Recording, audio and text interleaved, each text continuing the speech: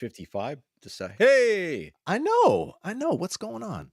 hey. Listen, I just want to start with apologies for being late. And we're just hanging for a minute here, waiting for Andy to roll in. It's the pregame show. So I thought, you know what? Rather than keep everybody, a little bit longer, we'll sit here and just make some idle chatter for a while. We will chat. Yeah. I rewatched the episode tonight. I picked up some stuff.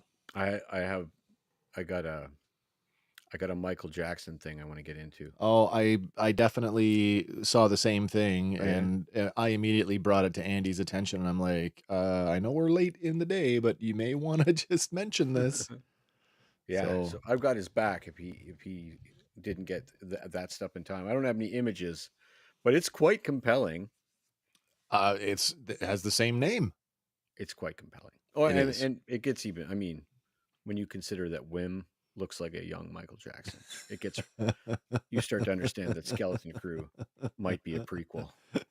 Yeah, really. Do you, and also you'll find out what we're talking about. The one person who's watching us now, or if you're watching in the replay, you'll find out shortly what we're talking to. But Francis Ford Coppola directed the short film we're talking about. That's right.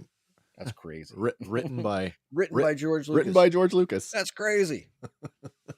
But we're not a Star Wars show. Well, you know what? We can be whatever we want. We can be a Star Wars show. But I'm not a Star Wars guy. I do believe I hear Andy. My doorbell's going off. Awesome. That by a doorbell, I mean my dog. So the dog bell. Soon to be on his way in multiple here. Multiple dog bells. Oh my gosh, yeah. It's going to be interesting having little babies running around here. By babies, I mean puppies. Yes. Not human children. No, not in the cards for me. Not at this point in my life, anyway. I think I should go and check the door. Check the door. Who's here? Hang on a second. Okay. While you're doing that, I'll try my best to keep these folks entertained. I don't have the comments window open. Who's with us tonight? Zazel. What is up, sir? By entertained, I mean I'm not good in crowds. So, and any jokes I know are way too blue, and it's way too early in the podcast to lose viewers. So, you're in good hands. Wes is back. I take back everything I said. Let me just flip over here for a second. We just you arrived and our viewership doubled, proving that I'm not the face of the whole organization. We just lost a guy. Andy's here, and Awesome. we'll get started here in a second. But I thought in the spirit of not being like completely like, oh, are they not coming on tonight? It feels more like pirate radio like this. It kind of does. Which is appropriate. It does. Right? It does kind of feel that way, doesn't it? Yeah. Quick little technical check. Oh, there he is. Hey. There he is. Pretty clear tonight, sir. I like it. That's good. I think it's because we zoomed him out a little bit more. There we go. We can see more of you now. There we go. All right, you got enough in your ears? I do. Okay, you want to pretend it's the real thing now? I suppose we should. Punch it, Chewy. All right, here we go.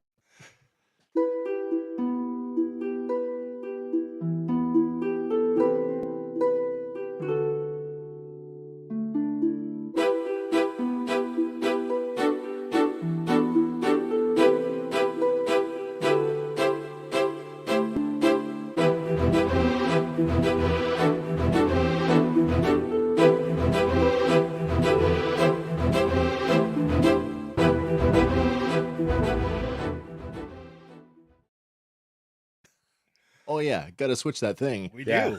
We can come in colder than we normally do because we've been here a minute. That's right. For the second time tonight. Hey, what's up, everybody? It's Wes, Hank, and Andy. Thank you for coming back on this Monday night for part 2 or episode 2 of Fandom Crew as we finish covering the premiere episodes that came out last Tuesday. Got to stay with the finger on the pulse. We do. I think I got my finger on the pulse today. Oh, excellent. It took longer than expected, but it's there. Oh, that's fantastic. So. Yeah, man. I'm going to take a passenger seat on this one, and I'm just going to be a viewer Fair enough. and I'm going to enjoy the conversation. So, Before we dive into the episode, though, should Absolutely. we not start off with another? bad Star Wars pirate jokes. I Yeah. love that cut. Question.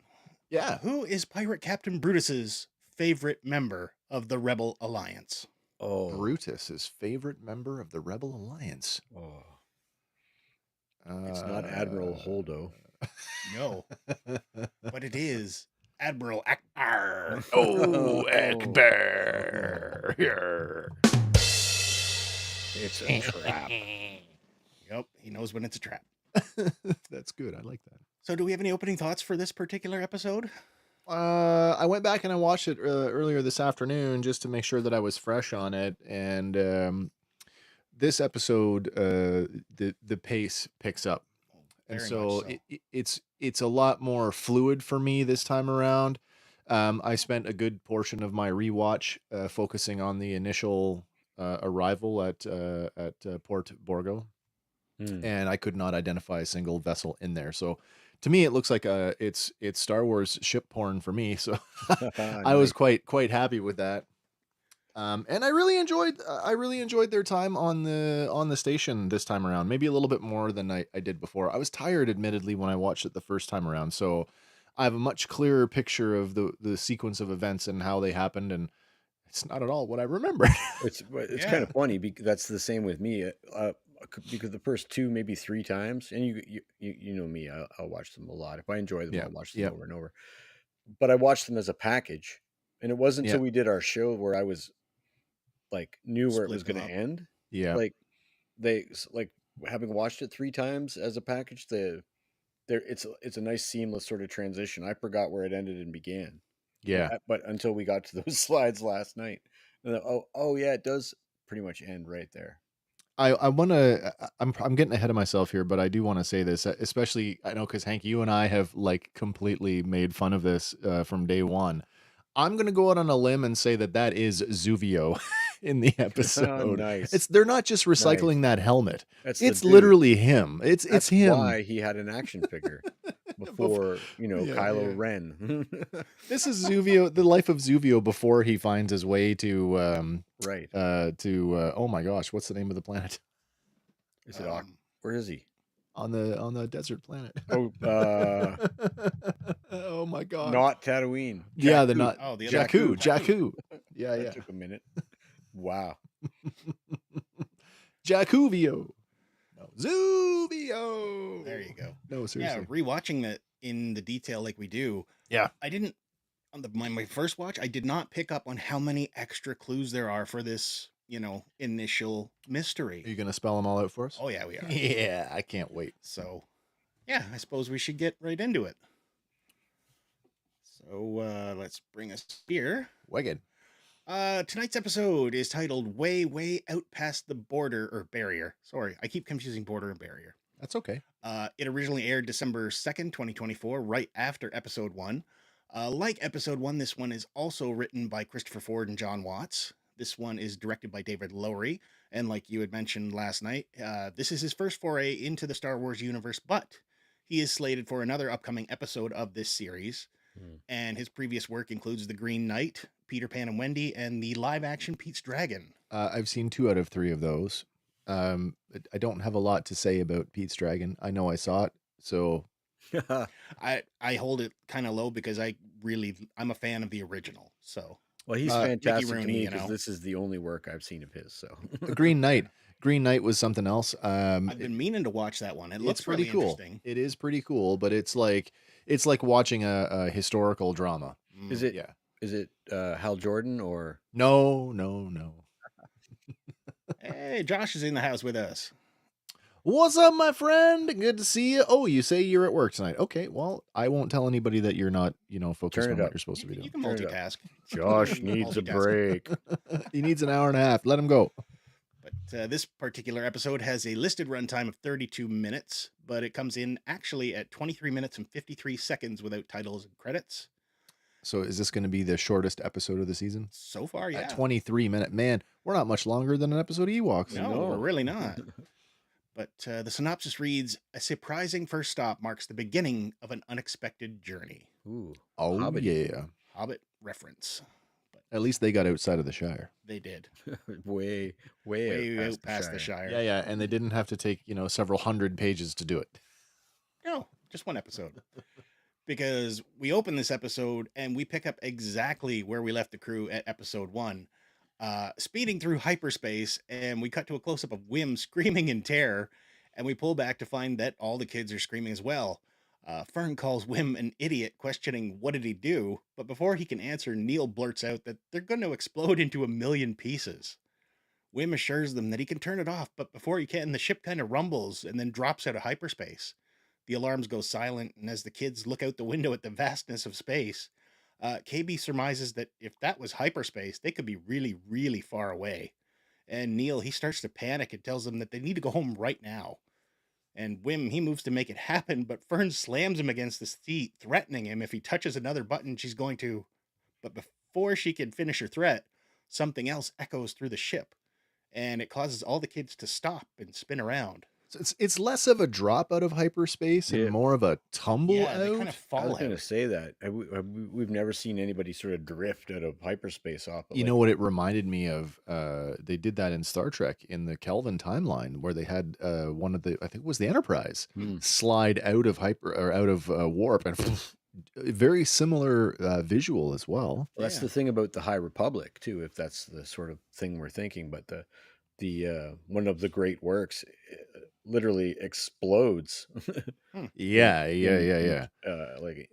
It's it gets in the way of this explosion. But Can we a just ship usually it breaks up in hyperspace, and what you don't really, Yeah. I never really understood was that those things, when they come out of hyperspace, if there's nothing like engines slowing them down, Yeah, they're to still conventional going at speeds, they're They just keep destroying going. planets. Yeah. I find that interesting, though. Let's go back to that our hypothesis that this is sort of a High Republic thing. Do we assume that the vessel, the ship that they're on, the pirate ship, is a High Republic ship? I would assume so, or at least from that time period. Well, maybe. I mean, I want to get into the when we get there organically, but the droid's sort of accent, if you will. What do then you that- mean? That kind of and the fact that like there are rules about how you can become captain Oh, yeah. kind of lends me to believe that if it was that type of ship, it was commandeered. It's not like this is not its original Purpose. purpose. Yeah, that's I what just we're- wanted I want to direct your attention back to that last live action series that we looked at, which was also set in the High Republic. True. And it was made sort of apparent, or at least we were led to believe that Vernestra Rose ship with an integrated hyperdrive was a new, very, very high tech way of doing business, because the whole other time is the Jedi ship. It separates into the drive section versus the little command module. Mm-hmm. Like, it didn't have an integrated hyperdrive. So that kind of, I mean, if we're thinking that this is a High Republic era ship, this is a pretty expensive ship. Mm-hmm. Right. But back here, as the kids inch closer, the sound increases and it clarifies, and a repetitive thumping, and it's getting closer. The flashing red lights illuminate the corridor, and Wim asks, "What is that?" And out of a shroud of smoke, a figure lurches forward, startling the kids, causing them to jump back. And as the figure emerges, we see it's the droid that they discovered last episode, now functional and marching towards them, calling out for the captain and questioning who's in the cockpit. Neil cries out for it not to hurt them as the droid looks around calling for its captain, and with no response, it laments it has to do everything itself, and then grabs Wim and starts dragging him off down the hallway. The kids cry out pleading with the droid, but it responds that he's taking them to see the captain. And KB suggests maybe the droid's malfunctioning, but Fern says she can handle a droid. Not her first time she's going to jump out and take charge here this episode. Not the first time she's handled a droid. Yeah, Yeah, like right. we saw with the maid droid. last She episode, overrode right? her Rosie droid. Yeah. She then calls out that the captain is dead, and the droid gives pause, muttering to himself that these impertinent creatures are trying to fool him. And Fern responds, "Well, then why are we here and he's not?" The droid goes into his programming, noting that there can be no ship without a captain, and since the ship is still here, again, he calls for the captain. What's Zazel saying here? One question. Why would they have a spyglass telescope on a starship? You gotta see down the hall. Because there's so real much cool good. pirate shit on this You know ship. what's interesting though? Let's talk about this in the sense of old timey navigation with like standing on the deck of a galleon or a longship and looking at the stars with a sextant. I Yeah, mean, where's me sextant? now you're in space and the stars. I mean, it's not just one set of stars you're looking at. Now you're looking at an entire galaxy. So suddenly that old timey way of navigating becomes infinitely more complicated. Right. Well, we're going to get to that later when we discover some more stuff. But Brogu, he's with us tonight. Why did Grogu! Wim touch that flashing green button? He's Because I wasn't there to compulsive. touch it first. Exactly. You got to push the button. TJ Oh, you know. C's in the house. Yeah. Hey, TJC. Teej, nice to see you, man. How are things? Hope all is well. But what's Brogu saying here? Neil says to the robot, "Don't hurt me. Can you take me to the nearest whirlpool bath?" Pretty much, eh? But as the droid continues to call for his captain, Neil asks Wim what they should do. And Fern scolds him, noting it was Wim that got them into this mess. But Wim counters that, KB confirms it was definitely him who got them into this mess. Even Neil concedes that it was kind of Wim's fault. Yeah, it was. Yeah. It kind of was. And taking charge, Fern calls to the droid and asks for its name. And he responds that there are some who call him SM-33. And Fern then informs him that she killed his captain. And SM-33 says it's highly unlikely as she seems ill-fated for combat. Fern insists it's true, that she stabbed the captain in the gut and threw him into space, thus making her the new captain. And SM-33 then asks, what is he to do with these stowaways, Captain? Captain. Just then, Wim steps up, citing it's not fair, as he wanted to be captain. And SM-33 interjects, noting that as crew, he may challenge for the role of captain in a battle to the death, but Wim declines. So our SM-33, or as you mentioned last night, Smee, Shmee. which I think I'm going to refer to him as the rest of the episode. I'm wondering, will somebody over the course of the episode call him Smee? that, or will they stick to the Star Wars trope and they'll just call him 33? Yeah. I hope they go for a Bob Hoskins. I wish. But no, Smee is voiced by English actor, screenwriter, and comedian Nick Frost. He's known for his work in previous titles such as Shaun of the Dead, Hot Fuzz, The World's End, and Paul. If you've ever seen the shot for shot remake that him and oh my gosh, Simon Pegg, thank you. Frequent collaborator. Brains. Playing R2 and 3PO in the desert, it's one of the funniest things I've ever seen. I have not seen that. in Paul. Is that what it's in? It's in Paul. Yeah. That I've never scene seen is in Paul Paul? front to back. I thought that Oddly was enough. like They do a whole desert thing in Paul. Oh, but this was doing Like lines just from the two of them. Oh no shit. Okay, I'll have to look for that. I'll put it in the chat. It's I'm gonna look for that. fantastic. Zazel has a comment. I think Yeah. we should put that up. I was going to hold that comment just for Oh, a are we while. waiting? We're Yeah, waiting. Okay. We're waiting till we get to it Okay, more that's organically. yeah, that's right. It'll make it more impactful. Yeah. But back here, now that the matter of captain is finalized, Fern then tells SM-33, show me how to fly my ship. And we cut to the cockpit, and he runs through a flurry of instructions and components. And he finally turns to KB asking if they got it, to which she replies, yeah, makes complete sense. It's funny that she gets it too, right? Yeah, of course, she's the one that gets it. We do get a couple of flashes of Orabesh come across things as he cycles through screens. The first one reads CVC, which I'm not sure what that stands for, but the other on the display is blaster capacity. Which is kind of nice because we've always thought about, how much or how many shots have you got left in that, right? Yeah, for sure. So, He doesn't list weapons as one of the systems. As no, he's he telling doesn't. her. He Yeah. only Well, she did lists say, "Show me shields. how to fly my Well, ship." that's true. That's Yeah, very not to true. who. Yeah. How to, But he talks about shields, though. He does. The next screen that flashes up, it reads twice optical drive. Interesting. So, One for not each sure eye. what refers to. if you had but, to. yeah. Just Copy then, and paste. There you go. Copy and paste. Just then, as before, Wim asks about a covered button and he reaches for it, but SM-33 or Smee cries out, no, no, no. And then he explains that is the emergency hull demolition sequencer.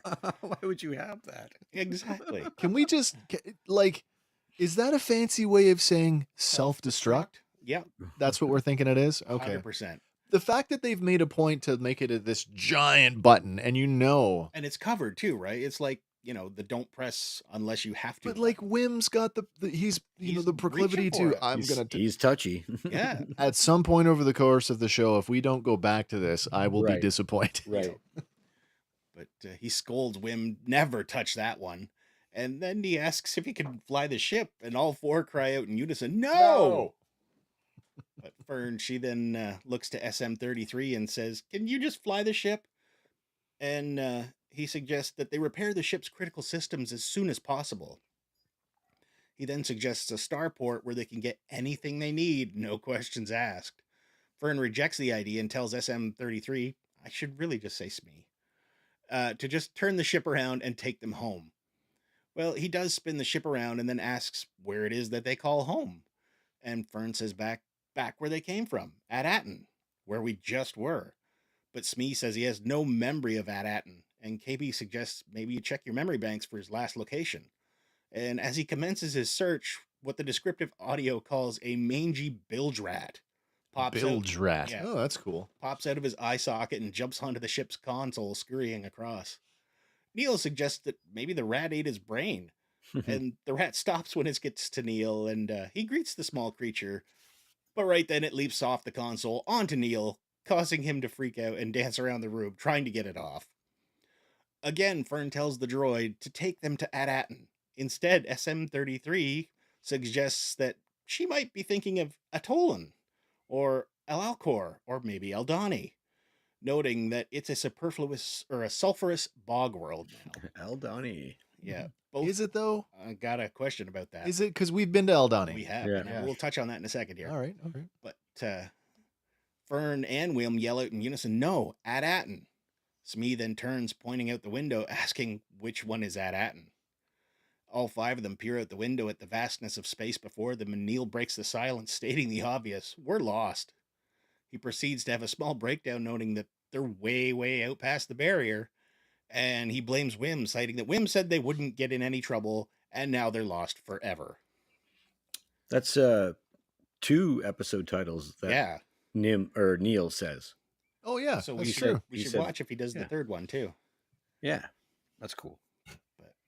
Wim turns to find them all looking at him, but he exclaims it's not all his fault before storming out of the cockpit. Smee asks if he should throw Wim out the airlock for his insolence, but Fern tells the droid to take them to the spaceport he mentioned. Someone there can give them directions home. Smee agrees and tells them to prepare for a hyperspace jump, and as he does so, the small white rat climbs back into Smee's eye socket, and the ship launches away, leaving a cloud of dust behind them. The screen goes black, and we finally get our show title card. I love that the thing is still giving off dust. Like, Oh, yeah. all of it got blown off in hyperspace the first time. Oh, that's like rust and stuff, like seeping out from the Yeah. inside. Now I want to know Uh, how are we able to jump back into hyperspace if we just fell out? he knows what he's doing.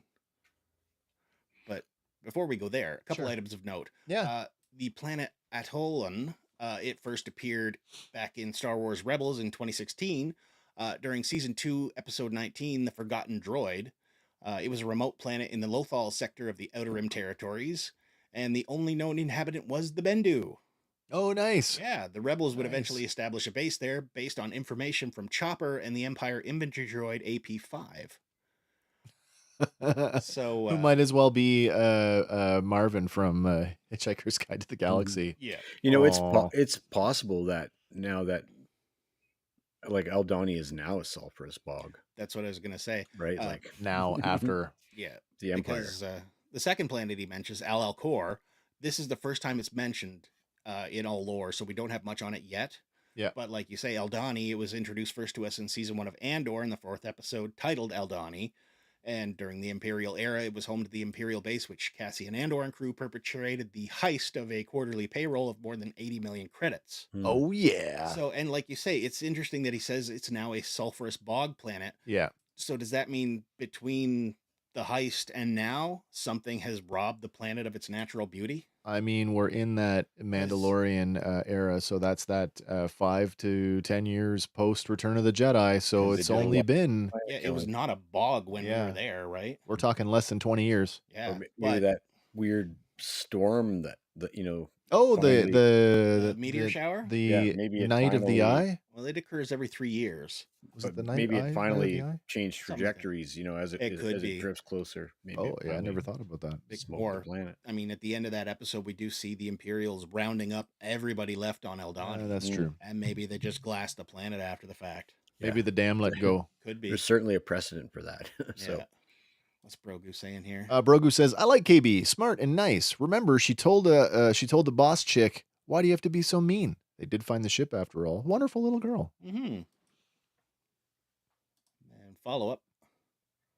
Wim needs to take responsibility for his actions. He basically needs to grow up. that'll be He his. seems like he's one of the youngest of the group, though. Yeah, I think that, I think that'll of be his character arc. Yeah. Neil and Wim maybe being the youngest, and then Fern being the oldest. Mm-hmm. Did somebody say 80 million credits? I'm in. Mm-hmm. But back on At-Atten, we cut back there. It's nighttime, and we hear voices of some safety droids scanning through the area in a scene very reminiscent of E.T., Oh, yeah. where the flashlights are coming through the forest. With the ferns and everything. Yeah. They refer to themselves as Search Team 4, and they're looking for the source of the seismic disturbance. Just then, they sense something approaching fast. It's Wim's father, Wendell. Out of breath, the droids ask, "What are you doing out here?" But the only words he can get out are, "Starship! Starship, my son!" And as he catches his breath, he tells them that Wim and 3 other kids took off in a starship. But the droid questions, "Starship?" The droid tells him that's impossible, as starships are not permitted to enter or leave the barrier. Wendell yells that they may be out past the barrier by now, but the droids counter that breaching the barrier is a very serious violation. More clues that there's something afoot on At-Atten.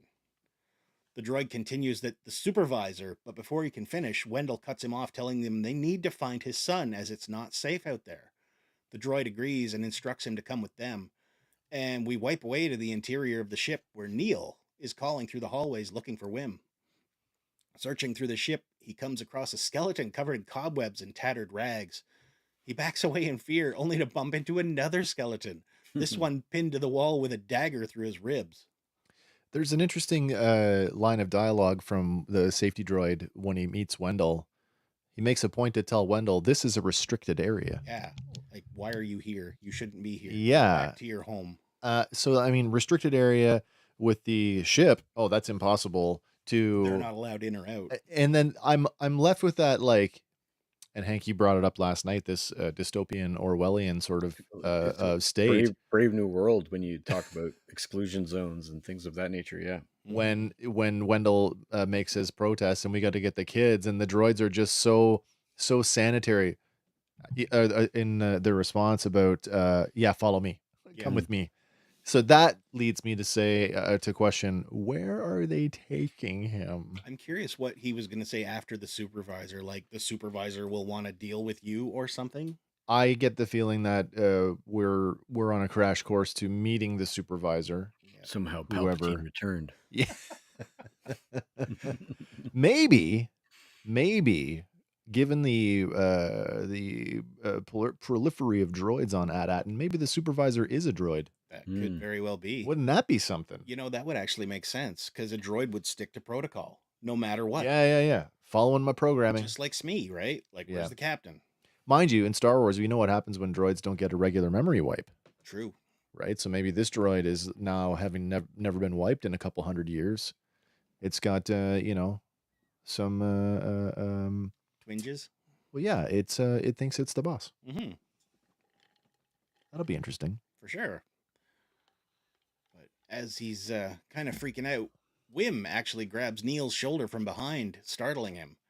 And Wim leans in to suggest maybe these two might have died in a duel. He then grabs Neil and telling him, "Come on, come and see." And Wim leads him into what could be the captain's quarters, noting that they can sleep here as he flops down on a bed, causing a plume of dust to rise up. Neil utters, "Ew," but Wim asks, "Isn't it Wizard?" Again with the wizard. Wim then proceeds to put pirate hats on himself and Neil, but Neil interrupts Wim's excitement by quietly asking, "Don't you want to go home?" And Wim counters, "Go home? We just got here."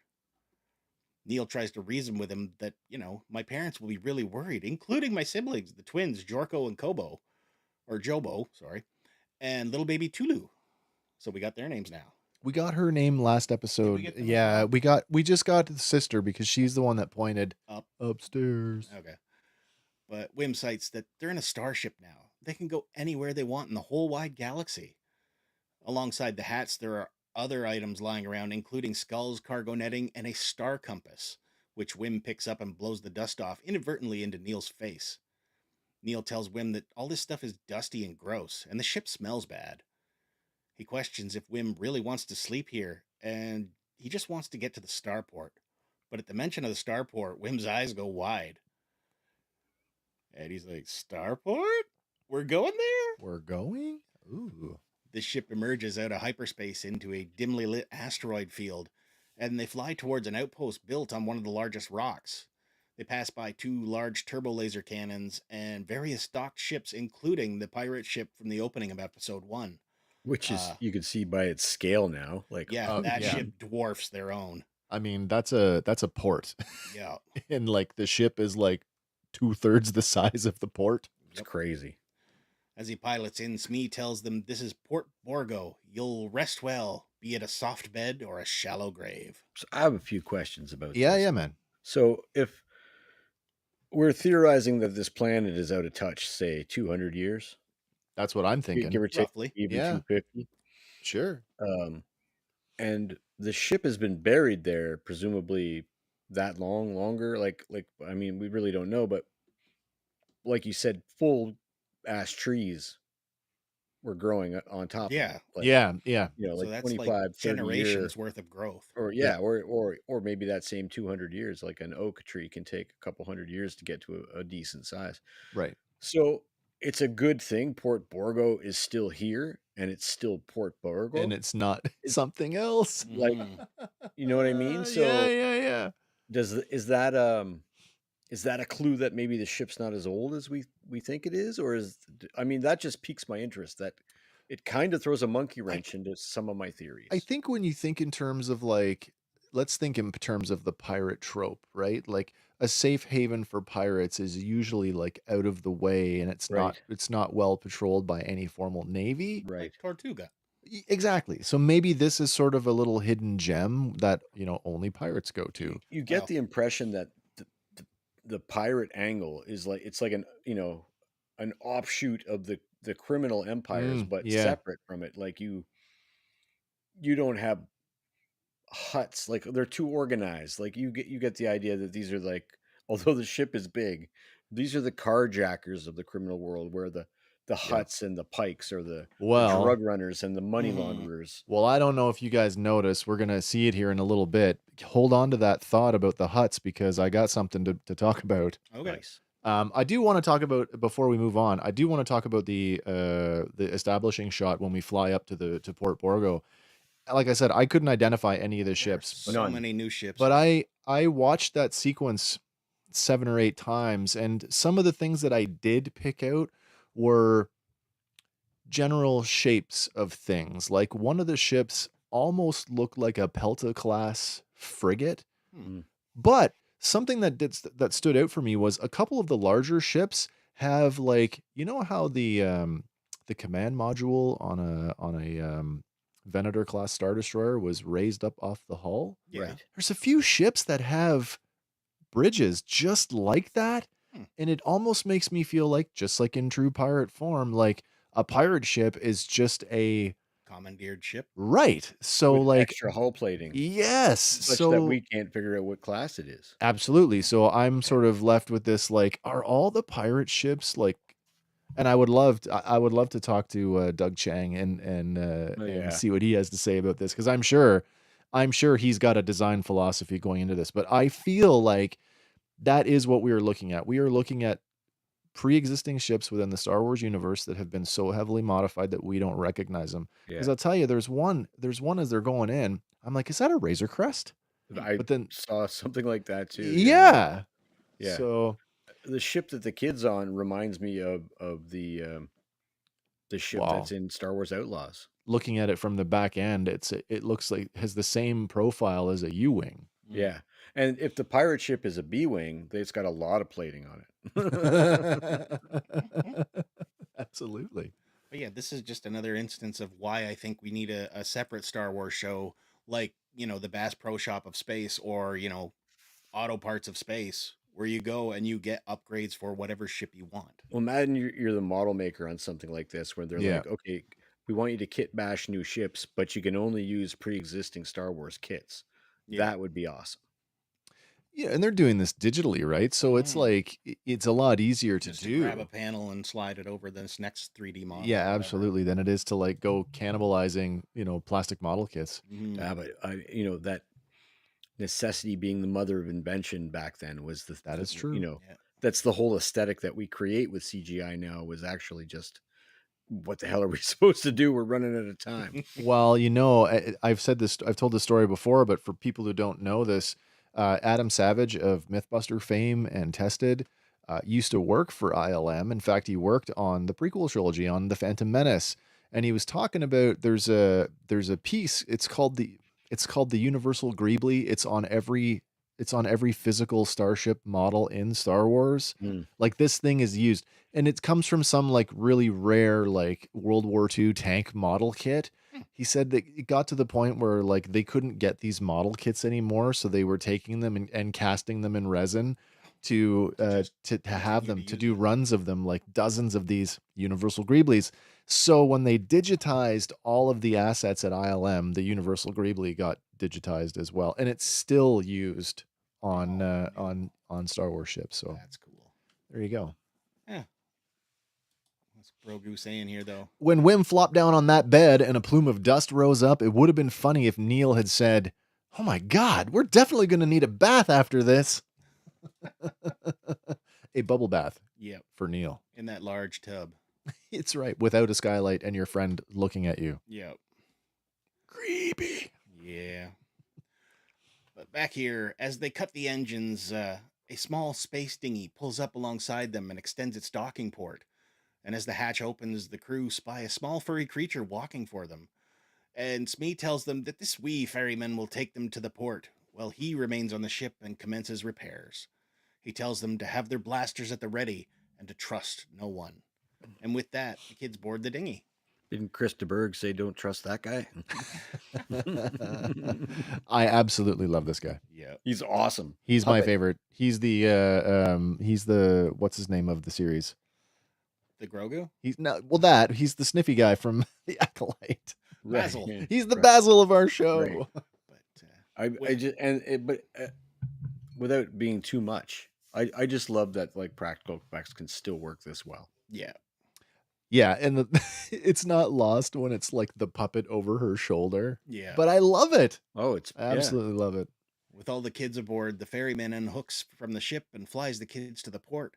And as they fly through, Wim and Neil both peer out at all the surrounding ships. And as they fly into the shield to the breathable area, we see all manner of aliens and humanoids and creatures bustling about on its various levels. It feels underwater, eh? A little bit, yeah. Like even the color palette, right? And that's like the idea that we're at sea. Yeah. Oh, yeah. Reinforcing the sort of pirate angle. I really liked that. But the dinghy slows down and a dock worker secures the vessel. Wim immediately opens the doors and steps out to take it all in. So before we go too far here, though, our ferryman. Oh, yeah. Oh, hold on. What's TJC saying? I'm just popping in and out as I haven't watched the show yet. Great to see you all back again. Thank you so much, man. Yeah, for sure. Thank you. But definitely give the show a watch. It's pretty good. Mm-hmm. But our ferryman here, we were told that there would be a connection to the 1985 made-for-TV movie Ewoks: The Battle for Endor. Oh, dear Lord. Which premiered on November 24th on ABC. Of course we were. And here it is. Of course we were. It may not be the same fellow from Endor, but this little ferryman is of the same species. He is a teak. He's the teak. Oh, that's awesome. Oh, my gosh. Yes, there are more of them. Was the teak not significantly larger in the TV movie? Which, Wow. that pretty much confirms this is a different teak. I mean, there's some good eating on Endor. true. I'll say. Well, Hank, you just said it. You wanted to see an off-world I mean, Ewok. that's as good as it Off-world gets right adjacent. now? I I'll take mean, it. listen, at least as far as legends are concerned, the Teeks are native to Endor. That's right. Yeah. I'll take. I So, mean, I'll take it. So yeah. if he's there, Low Gray is not far behind. Pirate low gray. Oh, I'm chomping at the bit for that. But yeah, like there is little hints at it because when he does go from here to there, he like Oh, speeds he's like across the lightning ship. fast. Yeah. So That would be tough. A Star Wars pirate Ewok joke. It was very niche. we can figure one out. But the place we've landed here is Port Borgo. It is a shadow port built into an asteroid on the outer rim. First mentioned in the Star Wars Force Awakens beginners game in 2016. It was then included canonically in Daniel Wallace's 2018 reference book, Star Wars Smuggler's Guide, where it was marked out on a map owned by Maz Kanata. Mm. And according to this map, Borgo Prime is situated near the Hydean Way, one of Yep. the galaxy's most important hyperspace Yep. routes. Yep. Yes, it So is. it's like right off the main highway. Yep. But as Wim scans their new surroundings, it's pretty much a we're not in Kansas moment anymore. Right. As he takes in and notes all types of aliens and lizard-like creatures moving about, and we spy what looks to be a grinolid, Oh, one on one of the upper walkways. yeah. Nice Which catch. we'll remember her There was as Lady so Proxima much. from Solo back on Corellia. That's The awesome. just the density. Like, remember when we were treated to the cantina in A New Hope, and Yeah. when you were a kid watching it for the first time, you're just like smorgasbord of like. And then all you had was your memory because you can't rewind, you can't go buy the film or Yeah. hope that someone's pirated it. Right. already. Right.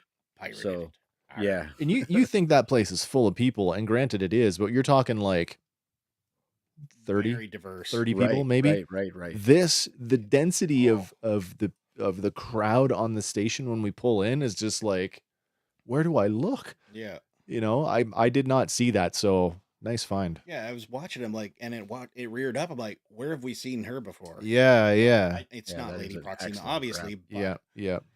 Suddenly, the ferryman jumps on Fern's shoulders and starts chirping in his unknown Teak language with his hand out. They figure he wants payment for the ride, so they urge Wim to pay him. And he sorts through his credits and hands some over, and the ferryman, he kind of excitedly chirps before scurrying off into the crowded port. Wim then checks his remaining credits, and the values are obscured, so we don't know how much he's packing at this point. But Fern reminds him that they need directions, that's all. Wim then kneels down to stuff his remaining credits into his sock, and when Fern asks what he's doing, he replies, I'm hiding the rest of my dataries. My dactaries. Dataries, Yeah, he calls them Dataries. he says He pronounces dataries, them but weird, which prompted me to go, wait a minute. Yeah. Is that what? Because before we weren't convinced that these were even New Republic or Old Republic credits or Republic credits. There was some sort of speculation on our initial watch. I couldn't remember. Sort of bantering it back and forth. I thought that these were in the captain's quarters, but no, it turns these are the credits This that is lunch Wendell. money. This is the lunch Right. money. Yeah, And yeah. so then I have another thing for you then, so that the value, and this may be something about the lesson about the values being skewed outside on worlds outside the barrier, but the value of these seems larger than lunch money to the people that receive them. Yes. You follow me? Like Oh, this yeah, is, yeah, lunch yeah. money. Real And soon. if we're going by the 80s, let's just keep lunch was $5, Yeah. right? Yeah. So he's And got this was 20 lunch bucks for there. a week. Right. He's maybe, yeah, exactly. He's got 20, 30 bucks there. Sure. And so I think that the value, I still think they're a planet at a time because I absolutely agree the with way you on that. The accruement of a rare sort of object, Yep. has value beyond its like 25-cent stamp face, if you will. Yeah. Cool. Well, I mean, we don't even know presumably it's some kind of precious metal or semi-precious metal. Yeah. We don't Yeah. know if that, if the value lies in just the metal itself, like there be gold. Yeah. And I mean, we've passed through a time, so the kids holding them and they're at their face value, let's say. Yeah. Yeah. And we passed through a time where Watto won't accept them. They're not worth dick. Oh, that's right. Yeah. And Yeah, we they're come worth back nothing. around to now we're, I don't know what we are, 10, 15 years past, 35 years plus past that. Right. And they have this very what looks like an esteemed value. It's Yeah, really yeah. interesting to me. This little silly credit thing that could capture my interest that much. We're going to come back around to that too in a little bit, but Cool. he finishes, and behind them they hear someone retching, and they turn to see some random pirate losing his lunch all over the floor. And others watch on, including a Quarren with interest. And Fern moves forward, noting that they just have to find someplace normal to ask for directions. But KB holds her, pointing out some alien pirates are passing by, and she's like, "Look, aliens." No And way. I find this line so weird because like Neil's standing right there. Is this possibly the first time they've ever seen, members of these species? Like, do these That's Quite species even possibly. exist Quite on yeah. Attilan? possibly, yeah. I would say I didn't say it last episode, but I noted an inordinate amount of Rhodians Yep. on their planet with the Yeah, humans. Rhodians, and You then know? we've got Thorians, Yeah. and we Thorians, had yeah. that new species, Whatever Neil is. the Neil species, but also Runa, Runa her species. species, Yeah. Varunan. Mhm. Varunan. By the way, I should have brought this up in my episode, and I didn't. I wonder if she's an offshoot of the hamster ones that we got. I thought she was too, like Yeah, yeah. in the Bad Batch. Yeah. Right. But I don't think they are. No. You can sort of make it out in the sequence where Wendell is coming out of the proctor's office. The camera pans over, like, and you can see in the room, there's a mural on the wall in that office, and there is one of those species in the mural. Hmm. So maybe they're the native species to At-Atin. Could No, be. maybe. That's just a wild guess, but They're like a giant green mogwai. Yeah. yeah. But one of the passers-by is a warthog species alien, and it's completely possible that this is the same one that was part of the crew on Gorian Shard's Corsair back in the cool. Mandalorian. Very nice. Season 3, episode 1, The Apostate.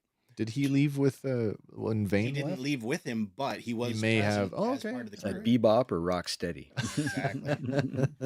But Neil remarks that they're so weird looking, which is funny coming from him. But Fern quips, "Can't you plug his trunk or something?" I love his answer though. Yeah, Neil laughs it off, citing, "I don't talk through my trunk." That's awesome. And then the kids, they make their way further in. And as we make our way through the bazaar, they walk past a booth with an Ishi Tib alien getting a cyborg eye welded onto his face. So that's not just any Ishi Tib. That's the Ishi Tib that got shot in the eye last Back episode. So that should give us some kind of indication about the amount of time that's transpired, because we don't really know how far ahead of meeting the kids that the pirate boarding action took place. Yeah. Right. Well, if that But guy's just getting medical attention yeah, now, that's a Oh, relative yeah. proximity. Yeah. yeah. I mean, at least the events are linear. Yes. Yes. Yeah. But they continue on, and Wim spots a red-tinted vendor and suggests maybe we should go there, but there are two scantily clad aliens. You mean the Den of Iniquity? Yes, they're enticing others to enter. And we get some Dishabesh here. Above the door, it reads Dance Club. Sure, Nice. that's what it's called. It is. Nice. No, I believe you. I believe you. But sure, it's a dance. Funny that the red club. light is sort of the Dance. galactic It's the wide Yeah, red yeah, light yeah, yeah. district for all intents and purposes. So can we point out the larger four-breasted dancer? Same as Yeah, Jabba's yeah, Hut. or Right. Jabba's So keep that in mind, because there's more coming. palace. Yep. And we'll talk about the other girl, the other door greeter here in a minute too. Yeah. But Fern says we should keep looking, and she pauses to look around and sees a couple pirates giving her the eyeball, one of them sharpening a machete on a whetstone. And urging the crew to continue on, she turns to see that they've already wandered off and left her alone. As Fern rushes off to catch up, one of the girls working the door of the club takes notice as well, but we'll come back to her in a bit. Elsewhere, KB explores an area where we find a fuzzball with wings in a cage. Mm. And KB actually flips up her visor to get a better look at the creature before booping it on the nose. Is this a good time to talk about a theory that's going around? I don't think it's a theory because it's confirmed by the databank. Our little fuzzball here is a super deep cut. This little fellow might be making his first appearance in Star Wars here, but originally he was perched on the shoulder of Michael Jackson in the George Lucas written 1986 short film Captain EO. Captain EO. Directed by Francis Ford Coppola. The film was shown at Disney theme parks from 1986 to 98 as part of an attraction with in-theater effects, and it would return to Disney parks in 2010 as a tribute after Michael Jackson's death. It was shown for the final time at Epcot on December 6th, 2015. Yep. You can still see it on YouTube, and we've linked to it in the show notes. Awesome. Nothing is confirmed, but another character from that might have inspired the design for Neil, as Hooter was a member of Captain EO's crew. Well, herein lies the theory that Hooter looks enough like Neil, Mhm. and that Michael Jackson looks enough like Wim, that Skeleton Crew is a prequel to Captain EO. Huh. I had not heard that. Oh dear. Oh dear. I had Pretty not interesting. heard that. Yeah. I never considered that. I mean, if we're going to canonize another Lucas item, Might as well. Wow. I wish you but had said that. I mean, I'm not even mad at that. He grows up to save the galaxy through song and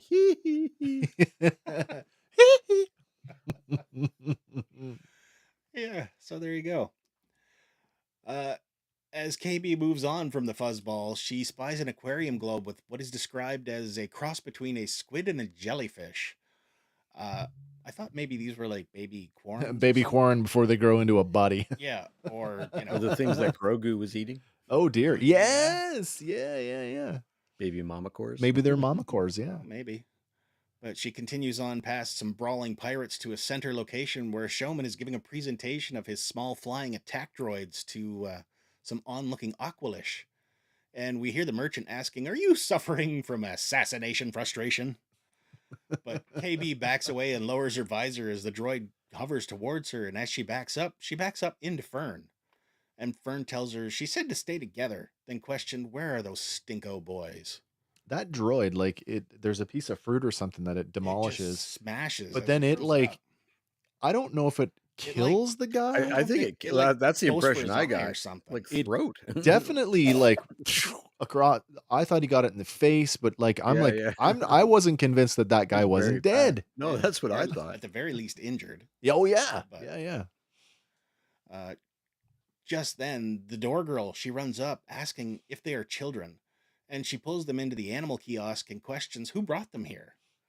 Fern replies that they brought themselves here, but the door girl tells them that Port Bargo is full of the nastiest pirates in the sector, and it's not safe for children. Both kids question in unison, "Pirates?" And then the door girl says she's got to get them on a transport and out of here, and asks if they have any money. They tell her they have their own ship, but they just need directions home. And when asked where home is, the girls exchange a glance before telling the door girl at Atten. She gives them a puzzling look and asks, "Seriously, where are you from?"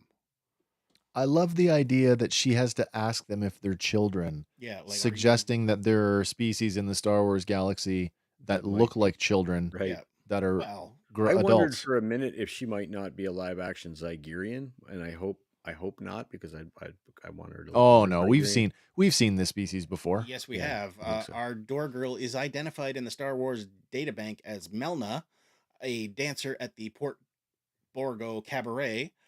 She is a member of the Theron species, just like Jackie Lawn and Rustal Stant. Yeah, so she was included in the special edition. She was another dancer in Jabba's court. Right. So that's another Jabba reference. She's played by actress Paloma Garcia Lee. I don't think I know her. I'm not sure what other stuff she's done, but yeah. I like that they've added some variety. I mean, look at the complexion on the three of these characters. Yeah. All the same Yeah. species, but But she wildly Looks a different. lot less Star Trek than Jackie. Yeah. Was Jackie gonna grow into her hornage? Could be. You know what I mean? Like, but I mean, you have a pink and a yellow, and now what? A blue. Mind you, she could be just, wearing a ton of makeup for the cabaret, right? That's possible, I suppose. But, yeah. Elsewhere, Wim and Neil walk past a scorpion-like creature, and noting that something smells good, they take a seat at a food counter where a six-eyed rat-like fry cook asks them, "What do you want?" And looking around, they say, "We'll have two of whatever he's having," pointing at a long-snouted alien with a bowl. This just reminds me of the minigame in Star Wars Outlaws. Yeah, Come on, Nix, let's totally. get something to eat. Totally does. The fry cook hands him each a bowl of noodles and then proceeds to crack open a lobster-sized bug, spilling its guts out on top of the noodles, Press noting, X. "This is the daily special." Up, A, right, down. Neil tries to say, "No, no, I'll just take it," but before He says like, it, no toppings for me. yeah, but it's too late. He then tells the boys that that'll be 2 decks, and Neil questions 2 what? But the cook elaborates, decks, credits. He then asks them, "What do you think this is, a Griffin charity?" Gets New more, swear word.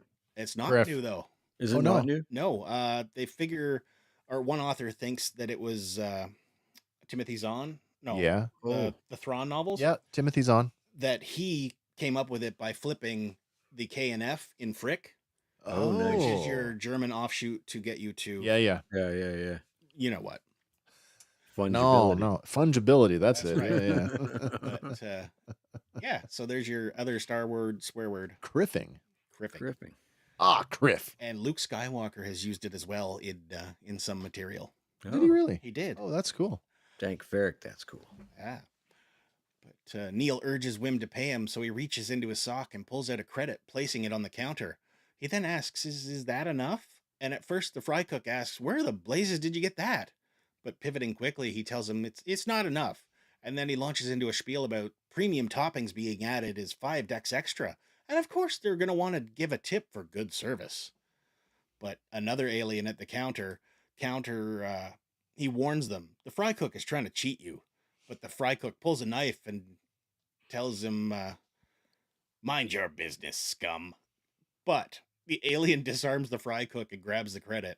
And as the fry cook cries in pain, the alien asks him where they got an Old Republic credit in mint condition. And Neil blurts out that Wim's dad gave it to him for lunch money. Lunch money. And Wim tries to shush Neil, but it's too late. And the alien scoffs, lunch money? And from behind them, somebody grabs the boy's shoulders. It's the Dicto pirate, Vane. It's Vane, yeah. Previously, again, from Gorian Shard's crew. And he asks them where they're from. And when they respond, At-Atten, the pirates all begin to laugh. Wim doesn't understand, noting that they just want directions. The now free fry cook laughs it off with a you and me both. Vane eyes up the credit, guessing it's probably a fake. But as Vane tries to inspect the credit further, the large alien pulls a knife on him, citing the credit looks real enough to him. And if Vane tries to take it, he'll pop Vane's breathing sac. Just then, the fry cook interjects, telling them to see if the kids have any more credits on them. And Neil pleads with Wim to do something, and he does. He hurls his bowl of noodles forward, causing flames to erupt from the grill. And the boys use the distraction to run off.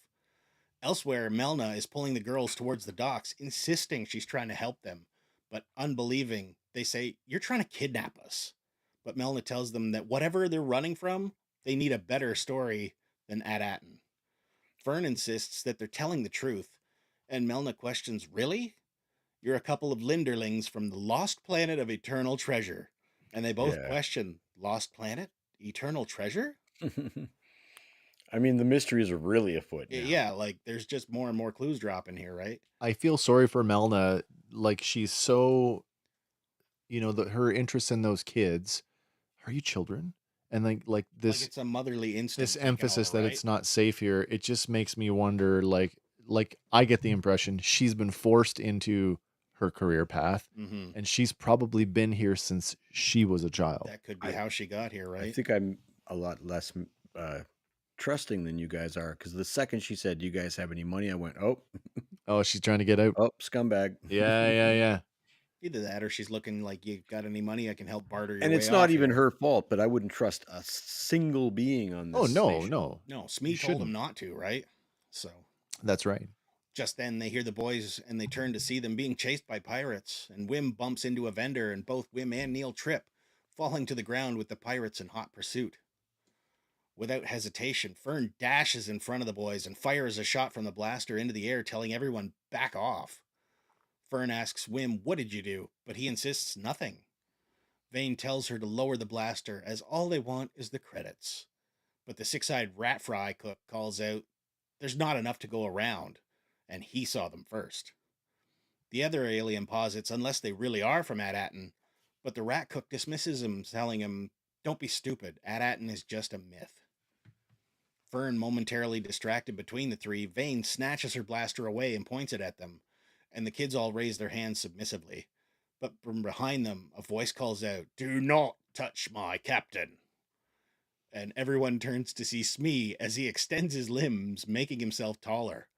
And this is our first full body shot of Yeah. Smee, and not only is he missing an eye, he also has a peg He leg. just happens to have a peg leg. Yeah. Awesome. You know, in this sequence, when he comes in and he does the whole, like the the Henry Cavill, the Yeah. loading the fist guns.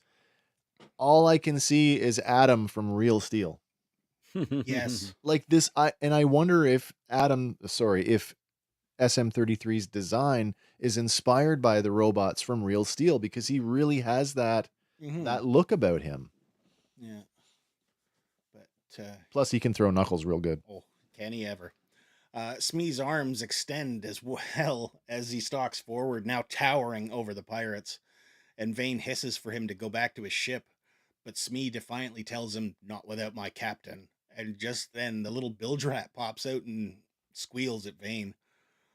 The large alien questions her, and Fern chimes in that she's not leaving without KB. And Wim gives them, like, "What about us?" And she reluctantly includes the boys as well. Vane tries to shoot the droid, but Smee is quicker and knocks the blaster out of his hand before delivering a punch that sends him flying back into the merchants who was selling the flying attack droids from earlier. Oh, right. Smee then grabs the rat cook and gives him an uppercut, sending him flying into the air, and then punches one of the attack droids out of the air before throwing hands at the third large alien. Suddenly, the warthog pirate draws his blaster and urges everyone to blast him. The kids drop, and Smee extends his shield plates on his arm, deflecting the blaster fire. Precursor to a Mandalorian energy shield? Could be. But I love what happens next here, because he continues to absorb the blaster fire until his shields are glowing red hot. And he knocks a couple more pirates out on the way as he stomps toward the warthog, and then pinning him against the pole, he uses the shield to burn him. Like, and you hear him just squealing, right? Like, "Squeal like a pig, boy." Yeah. Wee. But little he deliverance reference there. There Awesome. you go. But he then tosses the Got a pretty warthog mouth. aside into the animal kiosk, inadvertently freeing some of those little fuzzballs. And Smee suggests that they return to the ship, and they break away, passing by a Klaatuinian getting a tattoo by a droid. Smee bumps into him, and the droid exclaims, "Now look what you made me do." The droid tattooist here is an 8D8 style model, and it's awesome because he's covered with soldered on tattoos. Sadly, it's not Matt Berry this time. No. I'm just gonna let the smelting droid give me a tattoo. Something about the tattoo I heard. Did you Okay, catch that? there we go. Do you want to talk about the tattoo? Sure. All right. Keen observers may notice this. I did say, keep in mind, Hank, you had mentioned earlier tonight that we're treating this like piracy is independent of organized crime. 100%. Oh, not so. Not so. This tattoo is a huge indicator of exactly who's in control of this port, because that is the Dejolik Hut cartel logo going on his arm. Nice. Well, That is, I missed that one. If Outlaws is any indication, and it might be some indication as to the sort of like the circles you're running in. Multiple clans can operate in the same area, I guess. Sure. That, especially if there's this is a port, everything goes. Oh, that's a good idea. You know what I mean? Like, there are, is it Miragana where that's the case? That's true. Yeah. In the game, there are, weapons. Leave your weapons at the door. Although weapons are everywhere here, and fights are, Yeah. But there's got to be a place where heads can come together. I picked up on the Hut Clan thing. Well, that definitely saw it as well. If we're going that analogy, then this area of the station is definitely Hut controlled. For sure. With the two dancing girls that are both from the same species, right out of Jabba's palace, it just they all sort of add up. Mm-hmm. I think it's cool anyway. As they continue to rush forward to the dingy ferryman, Fern tells Wim to pay him, and then she turns her attention to Smee and asks why he brought him there. And he replies, "To escape to the ship." But she clarifies, "Why did you bring us to this place? It's full of pirates." But he notes, "Because we're pirates also?" Oh boy, now you got to go back to Zazel's comment. I do have to go Yeah, back to you Sazel's got to roll comment back. here. Where is it? Where is it? There Okay, it wait. is. What you Right gonna do there. first? I can see it. Because our cyborg pirate, because I think we touched on it last episode, but it bears repeating. Yep. He is indefinitely identified as Gunter, and he's played by Steve Urkel himself, Jaleel White. And like Zazel said, Steve Urkel Urkel in space. Did I do that?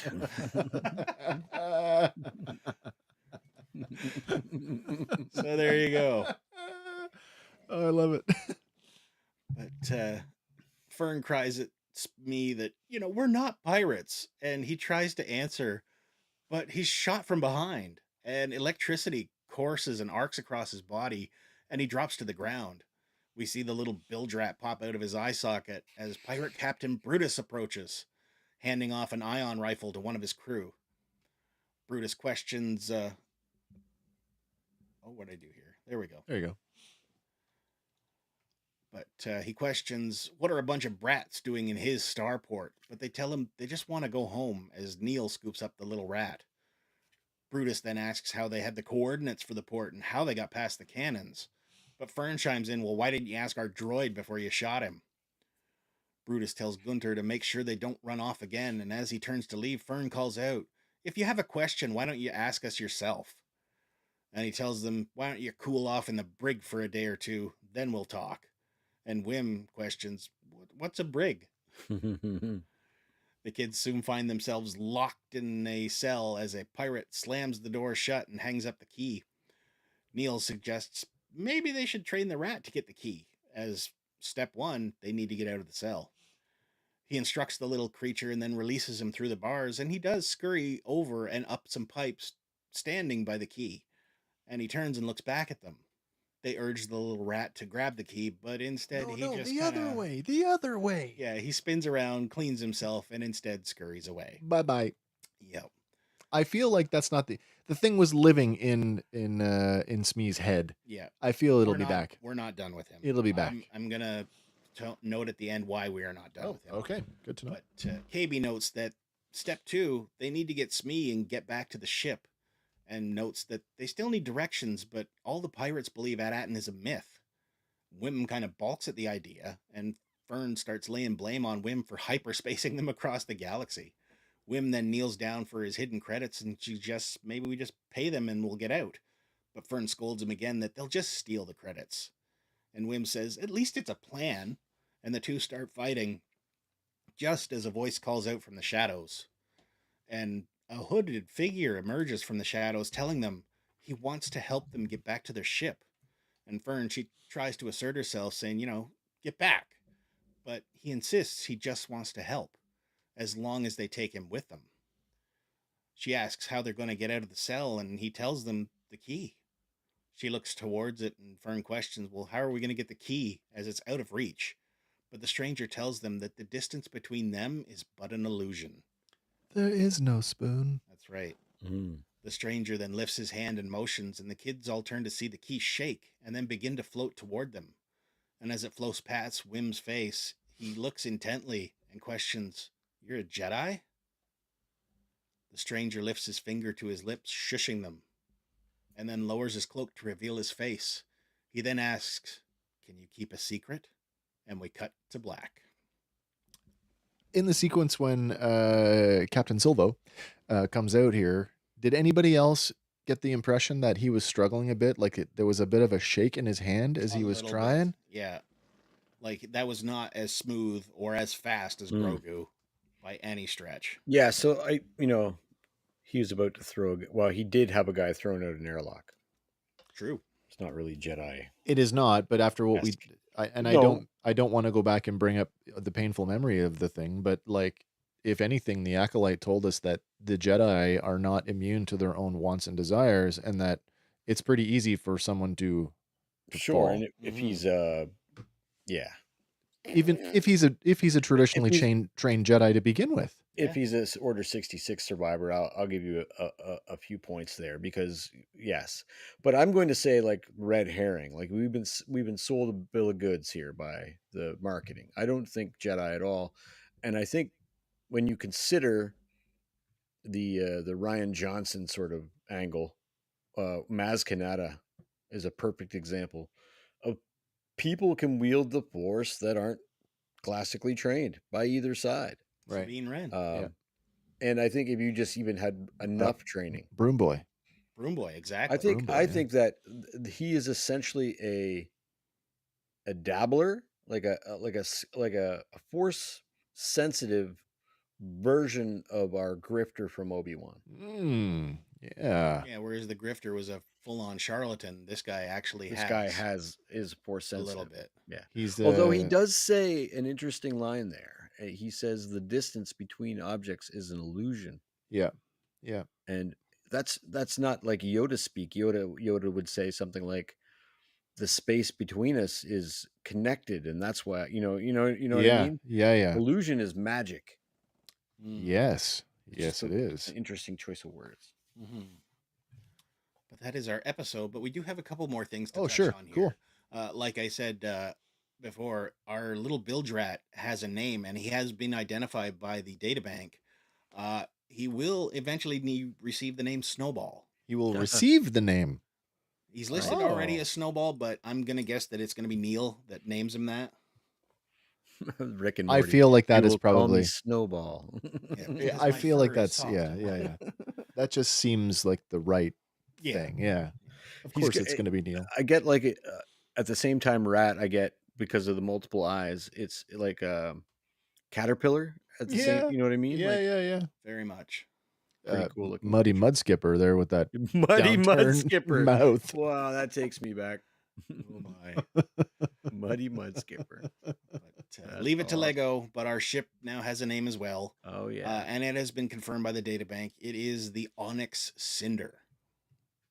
I mean, in the naming in the Star Wars name your ship convention, Onyx Cinder, burnt volcanic rock. Yeah. Is that what we're calling this? Could be. Like that doesn't bode well if we're flying around in the burnt rock. Yeah. The black ash. There you go. Although, you know what? This didn't escape you guys either, but when I was sort of mulling this over, looking at it, and it's definitely the color palette looks a lot different on that Lego box. Yes, it's much more black. When I see Onyx Cinder, I'm like, is this the Star Wars Black Pearl? It could be. Oh yeah. Is this the Black Pearl? Is that what this is? Could very well be. Same owners. Yeah. Yeah, that's true. We That's could what get we got. we could get Keith Richards. Oh dear. Oh dear. It would be perfect to have him come in as like the King Pirate again. But I think that should be reserved for Hondo. Hondo. Yeah. Yeah, yeah. So I have like I've gone less than dark on some of the stuff that's coming up. Yeah, okay. And I've just what I no spoilers at all. They could all be speculation and anything, but the creators have said that they've ended this season, yeah, satisfactorily, such the that it won't case. matter in case they don't get It doesn't get picked up. but that they have plans for a season 2 and possibly a season 3. Do you think that shows should be green lit based on ideas that are going to like? Do you understand the question I'm trying to ask? Because I'm not sure I'm asking it properly. Do you think that you should green light a show that you don't know is going like that has a plan? Yeah, and then you say, no. I would, like traditional network television says you do a pilot. There's pilot season. See how it right, goes. right, and then that's a lot less than a whole season of an undertaking to get your feet wet. Executives look at your pilot and they go, yeah, we're going to order series. And they usually order one, they order a season. Yeah. But that's network television, right? 22, 24.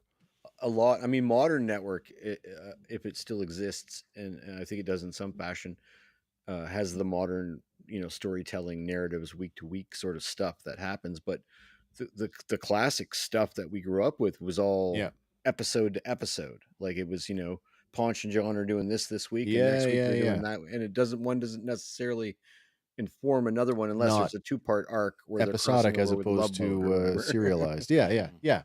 So I just wonder about uh, in the oversaturation of things. Are the executives really considering, like, when I'm pitching you a 3 series arc that I need 3 seasons of this to tell the story? Are you going to cut my nuts off before I can get it out? Or should we be focusing then, or should the creators be focusing then on, like, here's a single tight season, and it, like If we like get this another seems one, to be, great. and if we get a chance, if you like it enough, I've got plans. Because what they did say in that was that we don't want to be Stranger Things, in terms of there will We don't certainly want our be a time. cast. If it takes 4 years for us to make season two, there will be a 4 year time jump. We There don't has want to to make, be. right. We When don't you have want to. young We don't want actors. Yeah, yeah. 25-year-olds in grade 10 still. No, Yeah. no, you're absolutely right. Even streaming television though, like has proven that like nothing is for sure. Like we saw it on Disney. We saw Willow get pulled from the service. Yeah. The Acolyte not coming back. These are stories that are left untold. And so it's hard to say, yeah, I'm going to greenlight you for multiple seasons before the first thing ever comes out. I don't think that executives want to do that. Yeah. Zazel saying, I think they need to dump whole seasons onto Disney Plus. I think that would be a better way to idea, or a better idea than week to week. And I get that, but at the same time, dragging it out, they're forcing you to come back, The right? Netflix model It, has spoiled us because it they're the ones that started it, Yeah. right? what they're trying to do with these new shows, and if, like, the other thing is, I'll get into that in a sec, but what they're trying to do is, if you're going to subscribe based on this show alone, and I can't Yeah. imagine there are people doing that, but I imagine people that were on the cusp of not keeping their subscription going, okay, there's I'll another hold Star on Wars to it for now. property. Yeah. They like to space them out over 2 months, so they're at least getting some money out of this thing. Yeah. We're Yeah. going to hold you here for at least 2 months. The other thing is that, and I don't know, and I'd like to ask you guys if you think it matters, because I'm quite enjoying what's going on, and I don't, I guess I don't really care what people think. um, but this didn't even score in the top 20 new shows on Disney Plus, Hmm. so its Really? ratings are atrocious according to their metrics. That they don't release. Yeah. Well, And that's So we another thing. don't really know But at the same like the time, numbers. I don't think we can take that, because look at the Acolyte. Like, it got just blasted by the fandom before it yeah, even finished. Yeah. right, And, Yeah, yeah. yeah. you can't I take mean, this that. checks all the other metrics. Like, it's 81% on Rotten Tomatoes. It's Oh, okay, that's good. I was going to ask. I've stayed away certified from that fresh. stuff, so It's I yeah. don't I know. mean, I kind of looked in to see, like, I just looked the number to see what that So is, and this one is not getting review bombed then? it is. I Not mean, yet. Not by yet. either side, right? Yeah. Okay, that's good. That's Let's good. be Yeah. honest. No, the fans like it, the critics like it. Everything seems kosher so far, but they have sort of reported that it's it's not even in the top 20 of new shows on Disney Plus.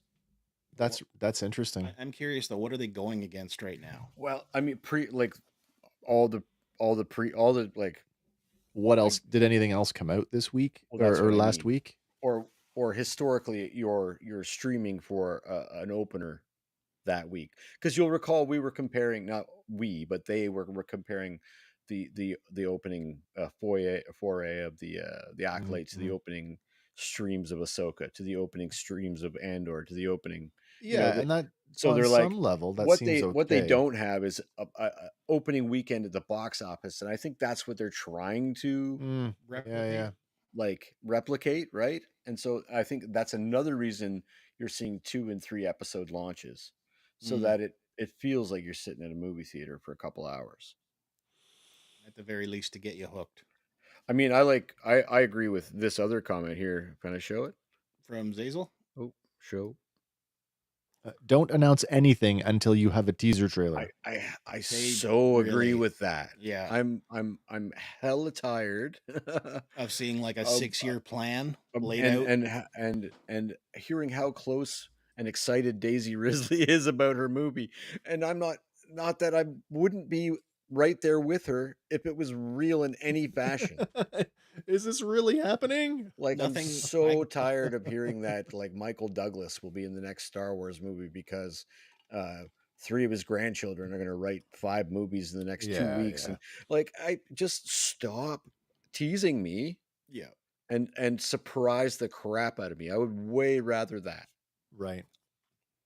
Yeah. Another one from Zazel. Willow was garbage. I feel wouldn't so know because I didn't get to see it all. I didn't get Thanks, to see it Disney all Plus. either. I did, and Yeah, blah, no. blah. No. They Luke Skywalkered Willow. Yes. They just flip that character over, and he's not Yeah. what you Not want him to the be. original. No. Yeah. See, that's the other end of the spectrum here too. Like with streaming, uh, I can't count how many headlines I've seen. Like, oh, so and so flopped at the box office, but now on streaming, it's a cult hit and it's shot to the top. Oh, Right? it's gone the other way. Yeah. I Yeah. mean, So that's the same thing that used to happen to VHS releases, DVD releases too, yeah, right? it becomes a cult hit. Those were that's exactly what the term was, cult classic. Then you're Yeah, getting a yeah. theatrical re-release 25 years later because Yeah, And then it everybody's just going, shoots crazy. and then you're throwing toast at the screen. right. What's Zazel saying here? I would love to hear what the kids are saying about this new show. I Yes. hope they love it. But we had Star Wars as kids, and that wasn't about kids. Yet here we are still talking Star Wars. True. It's true. I mean, you could argue Luke was a kid, what you wanted to be. He was close enough for, most kids. I was super young when I saw Star Wars, so who knows what crack they put in that to make me still addicted to it 50 years later or whatever it is. Now, I have to admit, like Disney, like I never watched any of those tween shows, like iCarly. yeah, I never watched whatever any of else. those, right? I just didn't, right? So to have a Star Wars show where your main cast is essentially the age of those, I feel like that is the audience that it's aimed at, and yet here I am having a great time Yeah. on the ride. Yeah, So I mean, it's true, and I mean that's what they were, I guess, capturing in terms of all the bevy of films, and I call it like E.T., Goonies, that type of like Flight yeah, of the Navigator, yeah, those types of movies, uh, certainly aimed directly at us that age, and you can immediately there's no fantasy. I don't have to pretend like I'm Indiana Jones's son or that I'm Blade Runner's Rick Deckard's illegitimate child with, like you can yeah, yeah, immediately go, I'm Mouth, I'm Mikey, I am, yeah, yeah. right. um so that's an interesting question. I'd I'd like to see a child's metric for this. Maybe when Doug comes over for Christmas, we'll set the boy down and And get them to get a watch it. Yeah, 10-year-old's yeah, yeah. review. Actually, Mm-hmm. that would be kind of cool. Are your kids aren't interested in this, are they? No, No. not really. Okay, that's too bad. Yeah. That's too bad. But like it does speak to something like if it's aimed at kids and we're still enjoying it, like that's Star Wars all over again, right? But it's also on purpose hitting us where it wants to hit us on Yes. purpose. It's like Stranger Things does that really well, and I don't know, except for the kids that are in it, are kids like running home from school to watch Stranger Things? When it Oh starts yeah. streaming, No, Mm. I don't imagine that's the that's fully case. an adult show, but it's aimed at us because those were the kids' movies we watched, so it's in that vein. Mm-hmm. And I think you would find the audience is strikingly similar. It's a bunch of 40-year-old guys with beards going, man, this reminds me of being a kid. I did see it. And That's I the thing. think that you are also that parent with that kids that age that do gravitate to the source material, then it's another way to sort of ingratiate them with Yeah, this. yeah. Another way to connect. While I stayed away from most things reviewy, like because I don't want to see other people's stuff before we do ours. Right. I did see some social media comments, and once again, the fandom menace is added again, and talk like criticizing the show because it's aimed at kids. Like, oh, I'll come back when when the Mandalorian comes back. That's fine for you to not like what you don't like, but like, God, Don't tear down anyone else. you don't have to burn Yeah. it down. No. Yeah. I mean, I'm not trying to be in those circles this time, so I No, don't me know neither. if Me that's the neither. case, but I do feel like opinions are like assholes. Yeah. Everyone's got one. Everybody's got one, and I don't want to see yours.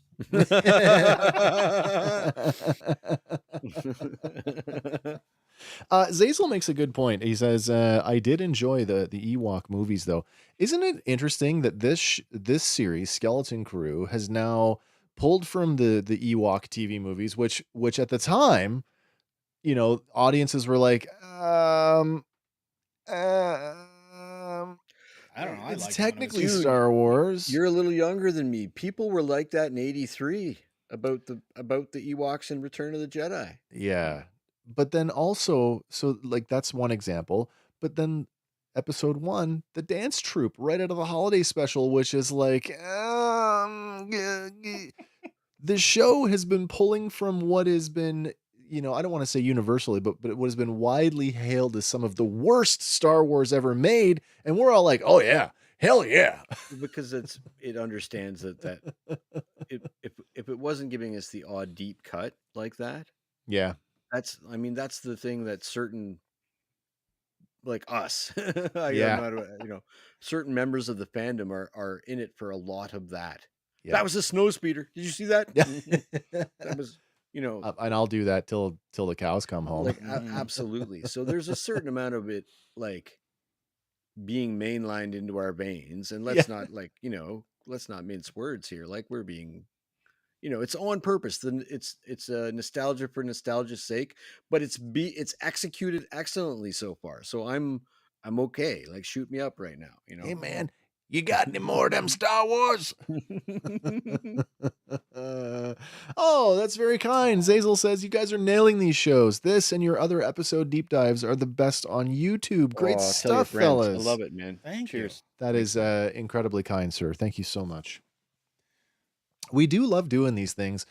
And I mean, it's been the running joke for, oh, by the way, Andy and I were discussing this the other day when we were making the move from one platform to another.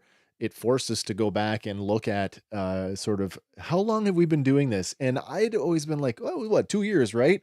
No, we've been at this for 4 years now. I think we've crossed into the 5th now, have we not? Yeah, we are in year 5 now. And Wow. so, the little show that we kept saying, but we're not a Star Wars show, but we're not a Star Wars show. We And put them out I on was ready. Tuesdays. I was ready to throw in the towel and say, but we really are. But then it was like, no, that's part of the charm now. Mhm. You just keep saying you're not and then keep doing it It's anyway. the in joke. I mean, And thank we you, have to be, TJC. we have to be some of the most consistent.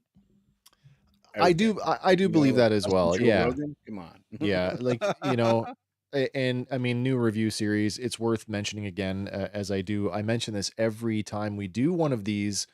We will never be first. So if you watch the episode tomorrow and you need to have all the details by tomorrow night, we're not the show for you. But if you want to let it sit and simmer for a little while and you want to see what bubbles up in, a few days, come and see us on Sundays and we'll take you on a ride and maybe show you some things you didn't think about. Yeah, and the other thing is there are a bevy of 15-minute videos about the episodes, but That's they're, right. I really like that you can come in and sit down with us for a movie and we'll turn it into that. And That's right. And But you don't just have to sit there. You can be part of the Oh, conversation. yeah. I love that people join in like that. yeah, I love it. Yeah. It wouldn't be the same without the audience. And of course, we are eternally grateful for everybody who turns up week after week after week, even when there's nothing really going on. Yep. It's not lost on us, and I am completely humbled for that. So thank you very much, everybody. Mhm. That being said, we kind of hit the end of the road for this one. Yeah, I think we're now in waiting mode for the next one. Do we don't have know to wait long. we had the titles for all the episodes? We did, but I cannot Somebody recall leaked them. I don't remember. You Let me just recall see. that for the Acolyte they leaked the wrong titles, so Well, no, or maybe they leaked the They wrong did. show No, when they they did. aired it.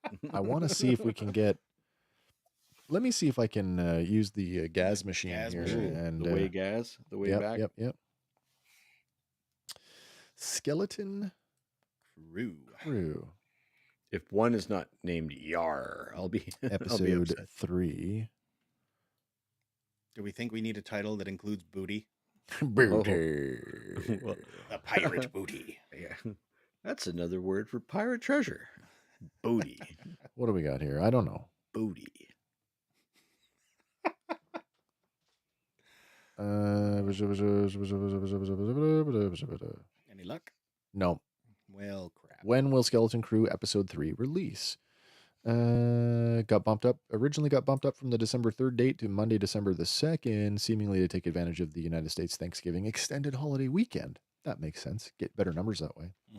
More people readily available to watch it. Crafty. According to a official press release, further episodes of Skeleton Crew will stick with the Tuesday primetime slot and are now set to air every Tuesday night at 6 p.m., 9 p.m. Eastern. And I don't have any titles for anything. Well, we only have to wait. Boo. 24 hours. 24 something like hours. that, yep, roughly. Maybe 25 for you and I, Andy, yeah, we're a little longer. 25 hours. Yeah. Hank, you're even longer. Yeah, a little, tiny bit. Not too bad. Oh man, this was so good. I'm really, really enjoying this. I'm interested in the mystery.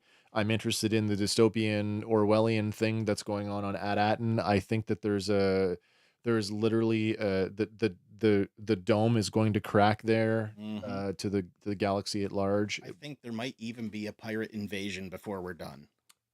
That's not entirely unheard of, and I keep thinking about how everything is sort of pointing, like we talked about this in The Mandalorian. Everything is working its way towards the First Order.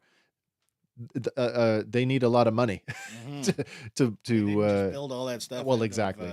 Thin air. Well, I mean, the Final Order is already out there somewhere. It is out there. Wow, But it's on yeah. Exegol. No, exactly. So I do expect that we'll see some sort of hints at what's coming that way. But man, I'm just interested in going along on the ride with these kids. And quite frankly, I want them to get home. I want them to be reunited with their parents. And I want the shitty parents that we met in episode 1 to be we're reformed now because we realize how shitty we were. You don't I realize hope what you've Wim lost. doesn't have to take the test.